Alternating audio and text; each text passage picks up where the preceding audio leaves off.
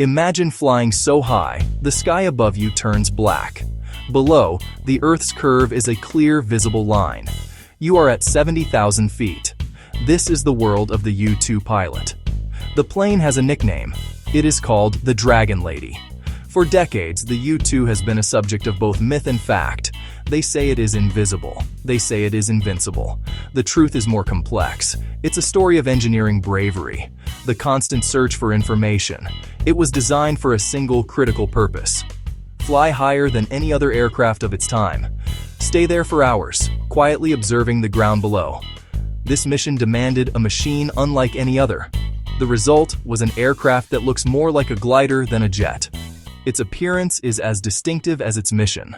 The story of the U-2 begins in the early 1950s. The Cold War was escalating. The United States and the Soviet Union were locked in a tense standoff. A deep mistrust existed between the two superpowers. American leaders needed reliable intelligence, including President Dwight D. Eisenhower. They needed to know what the Soviets were building behind the Iron Curtain. Were they developing new bombers?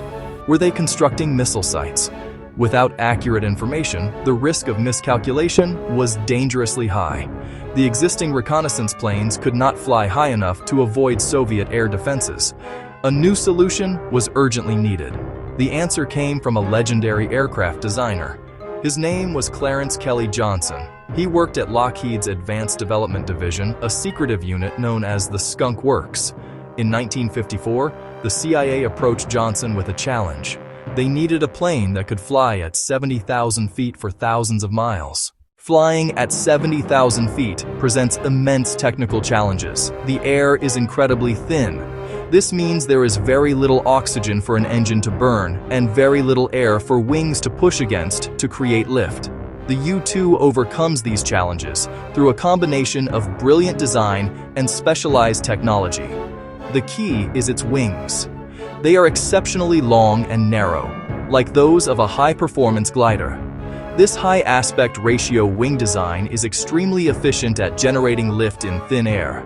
It allows the U-2 to cruise for long periods using minimal power, essentially riding on the thin currents of the upper atmosphere. The engine itself is also critical. Early U-2s used a Pratt & Whitney J57 engine. Later models were upgraded to a more powerful and reliable General Electric F118 engine. These engines are specially designed to operate efficiently at extreme altitudes where the air is cold and sparse. The engine provides the thrust needed to get the plane up to its operational ceiling and keep it there. But at such heights, the margin for error is razor thin. Pilots must fly within a very narrow speed range, known as the coffin corner. If they fly too slow, the plane will stall. If they fly too fast, the delicate airframe could be torn apart. Life for a pilot inside the U-2 is just as extreme. For 4 years, the U-2 flew over the Soviet Union with apparent impunity. American officials believed the plane was invincible, flying too high to be reached by Soviet fighters' missiles. That belief was shattered on May 1, 1960. On that day, a CIA pilot named Francis Gary Powers took off from a base in Pakistan. His mission was to fly across the entire Soviet Union, photographing key industrial sites, photographing key military sites along the way. It was one of the most ambitious U-2 flights ever attempted. It would also be the last of its kind.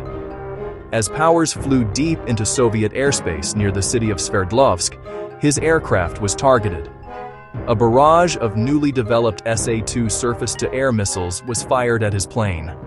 One of the missiles exploded near the U-2, not hitting it directly, but close enough for the shockwave to cause catastrophic damage. The fragile wings were torn off, and the plane went into an uncontrolled spin. Over the years, a powerful mythology has grown around the U-2. One of the most persistent myths is that the U-2 is a stealth aircraft invisible to radar. This is a factually incorrect assumption. The U-2 is a large aircraft wingspan of over 100 feet. It has a significant radar cross-section and has always been detectable by capable radar systems. The plane's primary defense was never stealth but altitude.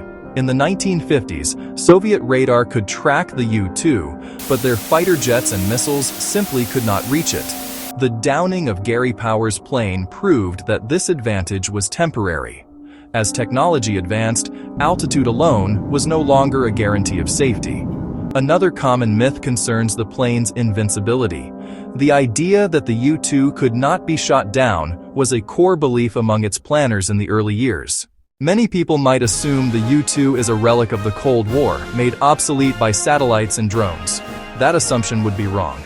The fact is, the U-2 Dragon Lady is still flying today. It has been continuously updated and upgraded for more than 6 decades. The modern U-2S model is a vastly more capable aircraft than its 1950s predecessor.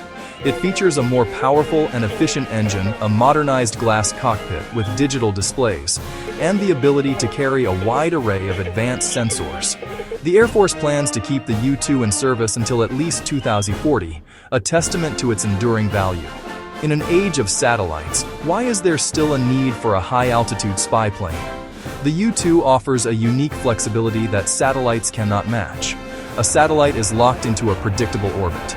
An adversary knows when it will pass overhead. The U-2, however, can be deployed anywhere in the world on short notice. Its flight path can be changed in real time by the pilot to investigate targets of opportunity. It can also loiter over a specific area for extended periods, providing persistent surveillance that a passing satellite cannot.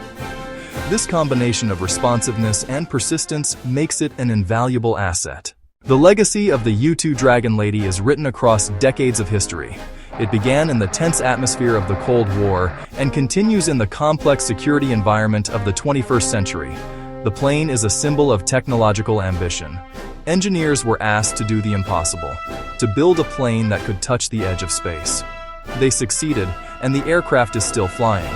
A remarkable achievement.